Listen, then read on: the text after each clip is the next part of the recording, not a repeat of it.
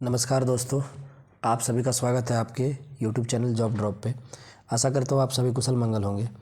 दोस्तों, जैसा कि आप सभी को पता है कि मैं एक सामान्य ज्ञान की जो विद्यासागर की सामान्य ज्ञान की बुक आती है उसका एक सीरीज चला रहा हूँ, टॉपिक वाइज, चैप्टर वाइज और पेज बाय पेज वाइज, जिससे कि आपका जितना भी हिस्ट्री है, पॉलिटी है, ज्योग्राफी है, सारा कॉन्सेप्चुअली और एक टॉपिक वाइज जो है क्रोनोलॉजिकल ऑर्डर में जो है क्लियर होते चला जाएगा। तो जिसमें से कि इसमें टोटल 14 लेक्चर जो है वो अपलोड हो चुका है दोस्तों। और इसका जो लास्ट लेक्चर था प्रीवियस लेक्चर जो 14 लेक्चर था वो अभी चूँकि हम लोग पढ़ रहे हैं मेडिएवल हिस्ट्री, तो उसमें जो है ये आपका खिलजी और तुगलक वंश जो है अपलोड हो चुका था। उसको आप लोग, इसका प्लेलिस्ट बना हुआ है, वहाँ से इसको फॉलो कर सकते हैं, उसको देख सकते हैं। आज हम लोग पढ़ेंगे जो आपका सल्तनत काल चल रहा था उसी के साइमल्टेनियसली, यानी उसी के समकालीन जो है आपके दक्षिण भारत में कुछ हिंदू राज्य का उदय हुआ था, तो उसके बारे में पढ़ेंगे। 2 हिंदू राज्य थे। उसके बाद फिर से हम लोग इसके बाद जो इसके अगला लेक्चर होगा वो सैयद वंश और लोदी वंश होगा। उसके बाद उसमें क्या होगा कि आपका पूरा सल्तनत पीरियड जो है ख़त्म हो जाएगा। फिर हम लोग आएंगे मुगल एरा में। तो ऐसे करके फिर मेडिएवल हिस्ट्री आपका ख़त्म हो जाएगा। फिर आपका वहाँ से फिर जो है मॉडर्न हिस्ट्री जो है स्टार्ट होगा। तो ऐसे क्रोनोलॉजिकल ऑर्डर में हम लोग चल रहे हैं। आप लोग इसको फॉलो कीजिए। यकीन मानिए आप लोग कॉन्सेप्ट वाइज इसको फॉलो करते जाइए। क्रोनोलॉजिकल ऑर्डर में चूँकि पढ़ाया जा रहा है तो आपका जो स्ट्रेटेजी के में जो दिक्कत होता है, जो कॉन्सेप्ट का क्लियरिटी में जो समस्या है वो दूर हो जाएगा। तो चलिए शुरू करते हैं। तो सर्दी है दोस्तों, तो थोड़ा सा जो है वो अगर कभी कभी खांसी हो जाए तो उसको इग्नोर कीजिएगा, माफ़ कीजिएगा। तो विजयनगर राज्य कह रहा है सल्तनत काल में दक्षिण भारत में किस नए हिंदू राज्य का उदय हुआ। तो इधर तो आपका सल्तनत काल दिल्ली की तरफ चल रहा था या नॉर्थ इंडिया में चल ही रहा था, उत्तर भारत में। लेकिन दक्षिण भारत में सेम उसी समय एट द सेम टाइम आपका जो है कौन सा हिंदू राज्य का उदय हुआ था, तो वह विजयनगर राज्य का। चूँकि ये जो 2 राज्य है दोस्तों, विजयनगर और बहमनी, ये आपका सल्तनत काल का समकालीन रहा है, इसलिए इसको भी साथ ही साथ पढ़ना बहुत ज़रूरी है। तो ये क्रोनोलॉजिकल ऑर्डर का ही एक पार्ट है। तो ऐसा नहीं सोचना है कि खिलजी और तुगलक के बाद जो ये विजयनगर में कैसे आ गए। तो चूँकि वो इधर चल रहा है नॉर्थ इंडिया में और ये आपका साउथ इंडिया में, तो दोनों साइमल्टेनियसली एक साथ चल रहा है समकालीन, इसलिए इसको पढ़ाया जा रहा है। इसके बाद हम लोग आएंगे सैयद और लोदी में। फिर नेक्स्ट क्वेश्चन, विजयनगर राज्य के उदय के समय तुगलक वंश का कौन सा सुल्तान भारत पर शासन कर रहा था। तो उस समय जो है विजयनगर राज्य के उदय के समय तुगलक वंश का कौन सा सुल्तान था जो भारत में शासन कर रहा था, तो मोहम्मद तुगलक। तो देखिए आपका यहाँ पे क्या, उत्तर भारत में जो है तुगलक वंश भी चल रहा है और दक्षिण भारत में जो है वो विजयनगर राज्य का उदय हो रहा है। किस राज्य को मध्य युग का प्रथम हिंदू साम्राज्य माना जाता है। तो प्रथम मध्य युग का हिंदू साम्राज्य जो है किसको माना जाता है, वो विजयनगर को माना जाता है। विजयनगर राज्य की स्थापना किसने की थी, तो हरिहर एवं बुक्का नामक 2 भाइयों ने की थी। किसने की थी, हरिहर एवं बुक्का नामक 2 भाइयों ने। विजयनगर राज्य की स्थापना कब हुई थी, तो विजयनगर राज्य की स्थापना 1336 ईस्वी में हुई थी। कब हुई थी दोस्तों, 1336 ईस्वी में। विजयनगर राज्य की राजधानी कहाँ थी, तो विजयनगर राज्य की राजधानी आपका विजयनगर ही थी। कहाँ थी, विजयनगर। विजयनगर किस नदी के किनारे बसा था, तो ये आपका तुंगभद्रा नदी के किनारे बसा हुआ था। कौन सा नदी, तुंगभद्रा। विजयनगर राज्य कहाँ तक फैला हुआ है, तो ये जो है आपका कृष्णा नदी से लेकर के कन्याकुमारी तक फैला हुआ है। कृष्णा नदी से लेकर के कन्याकुमारी तक। हरिहर एवं बुक्का किसके पुत्र थे, तो ये होयसल राज्य के प्रधान संगमा के पुत्र थे। किसके पुत्र, होयसल राज्य के जो प्रधान थे संगमा, उनके ये पुत्र थे। हरिहर एवं बुक्का ने जिस साम्राज्य की स्थापना की थी उसका नाम क्या था, तो इन्होंने अपने माता पिता के नाम पर क्या है, संगम राजवंश की स्थापना की थी। किसका, संगम राजवंश, अपने पिता के नाम पे। संगम वंश का प्रथम शासक कौन था, तो संगम वंश का प्रथम शासक था हरिहर प्रथम। कौन था, हरिहर प्रथम। हरिहर प्रथम ने कब से कब तक शासन किया, तो 1336 से लेकर के 1356 ईस्वी तक जो है वो शासन किया था, यानी 20 साल। हरिहर प्रथम की मृत्यु के बाद विजयनगर की गद्दी पर कौन बैठा, तो हरिहर प्रथम की मृत्यु के बाद विजयनगर की गद्दी पर दोस्तों बुक्का प्रथम बैठे। कौन बैठे, बुक्का प्रथम। तो पहले शासक कौन थे, हरिहर प्रथम, फिर बुक्का प्रथम। बुक्का प्रथम ने कब से कब तक शासन किया, और ये दोनों भाई थे, तो 1356 से लेकर के 1377 तक। तो ये जो है 1356 से 77 जो है इन्होंने शासन किया था, यानी 11 साल तक। नहीं, 11 नहीं, आपका 21 साल तक।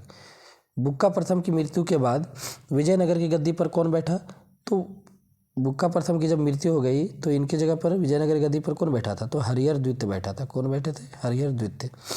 किसके शासनकाल में इटली यात्री निकोलो कॉन्टी विजयनगर की यात्रा पर आया था, तो किसके शासनकाल में आया था निकोलो कॉन्टी, तो देवराय प्रथम के शासनकाल में। किसके, देवराय प्रथम। देवराय प्रथम की मृत्यु के बाद विजयनगर की गद्दी पर कौन बैठा, तो देवराय प्रथम की मृत्यु के बाद विजयनगर की गद्दी पर देवराय द्वितीय बैठा था। कौन बैठा था, देवराय द्वितीय। देवराय द्वितीय के दरबार में तेलुगु कवि कौन था, तो देवराय द्वितीय के दरबार में तेलुगु कवि जो था वो श्रीनाथ था। कौन था दोस्तों? श्रीनाथ। फारसी राजदूत अब्दुल रज्जाक किसके शासनकाल में विजयनगर आया था? तो देवराय द्वितीय के शासनकाल में ही जो है फारसी जो आपका राजदूत था अब्दुल रज्जाक वो विजयनगर आया था। विजयनगर राज्य का सबसे शक्तिशाली एवं प्रतापी राजा कौन था? तो कृष्णदेव राय थे। कौन थे? कृष्णदेव राय। कृष्णदेव राय ने किस प्रसिद्ध ग्रंथ की रचना की थी? तो अमुक्त माल्यता। कौन सा ग्रंथ का रचना इन्होंने किया था? अमुक्त माल्यता। तो ये जो है आपका ग्रंथ का रचना हो गया। अमुक्त माल्यता किस भाषा में लिखा गया था? तो तमिल भाषा में लिखा गया था। कौन सा भाषा था दोस्तों? तमिल भाषा। पश्चिमी तट पर विजयनगर साम्राज्य का प्रमुख व्यापारिक पतन कौन सा था? तो एक कालीकट था, यानी जहाँ से आपका व्यापार वगैरह होता था, जिसको हम लोग कहते हैं ये आपके क्या कह सकते हैं बंदरगाह, तो वो जो कालीकट था। कृष्णदेव राय ने कौन सी उपाधि धारण की थी? तो ये जो है यवन राज स्थापनाचार्य का उपाधि धारण किए थे। कौन सा? यवन राज स्थापनाचार्य। साहित्य के क्षेत्र में कृष्णदेव राय के काल को तेलुगु साहित्य का कौन सा युग कहा जाता है? तो क्लासिकी युग कहा जाता है, यानी क्लासिकी युग मतलब बहुत अच्छा युग जो है वो माना जाता है कृष्णदेव राय का तेलुगु साहित्य के परिप्रेक्ष्य में। किस युद्ध के बाद विजयनगर राज्य का पतन हो गया? तो यह आपका तालीकोट के युद्ध के बाद। तालीकोट के युद्ध के बाद जो है विजयनगर राज्य का क्या हो गया था? पतन हो गया था। तालीकोट का युद्ध कब और किन दिन दोनों राज्यों के बीच में लड़ा गया? तो ये जो है 1565 ईस्वी में विजयनगर और बहमनी राज्यों के बीच में लड़ा गया था। किसके किसके बीच? विजयनगर और बहमनी। कब? 1565। इसके बाद जो आपका बहमनी राज्य का स्थापना होता है। बहमनी राज्य का उदय कब हुआ था? तो ये हुआ था 1347 में। कब हुआ था? 1347। बहमनी राज्य की राजधानी की राज्य की स्थापना किसने की थी? तो हसन गंगू ने। कौन किया था? हसन गंगू का नाम आपने सुना ही होगा। हसन गंगू ने कौन सी उपाधि धारण की थी? तो अलाउद्दीन बहमन शाह का उपाधि धारण किया था। किसका? अलाउद्दीन बहमन शाह। तुगलक वंश के किस शासक के शासनकाल में बहमनी राज्य की स्थापना हुई थी? तो मोहम्मद बिन तुगलक। तो मोहम्मद बिन तुगलक के शासनकाल में ही बहमनी राज्य का स्थापना हुआ था। बहमनी राज्य की राजधानी कहाँ थी? तो इसकी राजधानी गुलबर्गा थी। कहाँ? गुलबर्गा। बहमनी राज्य ने अपने राज्य को कितने भागों में बांटा था? तो ये 4 भागों में अपने राज्य को जो है वो बांटा हुआ था। गुलबर्गा, दौलताबाद, बरार और बीदर। तो ये 4 भाग यानी 4 जगह पे अपनी राजधानी को बांटा हुआ था। बहमनी राज्य के विभिन्न भागों को क्या कहा जाता था? तो ये जो विभिन्न यानी जो 4 भाग है इसको तर्फ बोला जाता था। क्या बोला जाता था? तर्फ। बहमनी शाह की मृत्यु कब हुई थी? तो बहमनी शाह की मृत्यु 1358 में हुई थी। कब? 1358। बहमन शाह की मृत्यु के बाद गुलबर्गा की गद्दी पर कौन बैठा? तो मोहम्मद शाह प्रथम। तो बहमन शाह का जब मृत्यु हो गया तो जो गुलबर्गा था एक राजधानी, उसका गद्दी पर कौन बैठा? तो मोहम्मद शाह प्रथम बैठा। बहमनी राज्य का सबसे प्रतापी शासक कौन था? तो बहमनी राज्य का सबसे प्रतापी शासक था फिरोज शाह। फिरोज शाह का नाम तो सुना ही होगा। किस शासक ने भीमा नदी के तट पर नवीन नगर यानी फिरोजाबाद की स्थापना की? तो नवीन नगर जिसे आज हम लोग फिरोजाबाद के नाम से जानते हैं, तो उसका पुराना नाम जो है नवीन नगर था। तो ये जो है फिरोज शाह ने जो है इसकी स्थापना की थी। किसने? फिरोज शाह ने। किस शासक के शासनकाल में बहमनी राज्य की राजधानी गुलबर्गा से हटाकर बीदर ले जाया गया था? तो किसके शासनकाल में हुआ था ये? तो अहमद शाह के शासनकाल में हुआ था। अहमद शाह ने बीदर का नया नाम क्या रखा था? तो बीदर जो था जगह उसका नया नाम जो है मोहम्मदाबाद रखा था। क्या रखा था? मोहम्मदाबाद। इतिहास में अहमद शाह वली या संत अहमद का उल्लेख किस शासक के लिए मिलता है? तो ये फिरोज शाह के लिए। तो फिरोज शाह के लिए जो है ये 2 शब्द का उल्लेख मिलता है, अहमद शाह वली या संत अहमद के नाम से। किस शासक के शासनकाल में बहमनी राज्य अपने चरमोत्कर्ष पर था, यानी अपने पीक पर था? किसके शासनकाल में? तो मोहम्मद शाह द्वितीय के शासनकाल में जो ये अपने पीक पर था। मोहम्मद शाह तृतीय के शासनकाल में द्वितीय नहीं, मोहम्मद शाह तृतीय के शासनकाल में था। मोहम्मद शाह तृतीय के शासनकाल में बहमनी राज्य की उन्नति के पीछे किसका हाथ था? तो महमूद गवा का, जो मोहम्मद शाह तृतीय का प्रधानमंत्री था। तो मोहम्मद शाह तृतीय का जो प्रधानमंत्री था उसका इसमें मेन रोल था, इसको जो है पीक में ले जाने का, यानी उसका जो राज्य का डेवलपमेंट था उसको अपने पीक पे ले जाने का। बहमनी राज्य का अंतिम शासक कौन था? तो इसका अंतिम शासक था कलीमुल्ला।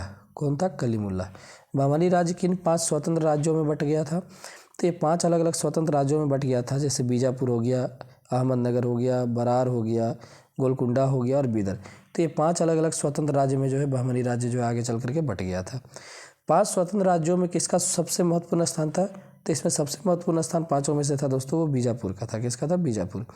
बीजापुर में आदिल शाही वंश की स्थापना किसने और कब की? तो बीजापुर में आदिल शाही वंश की स्थापना जो है वो किसने किया था? तो यूसुफ आदिल शाह ने किया था। कब किया था? 1489 ईस्वी में।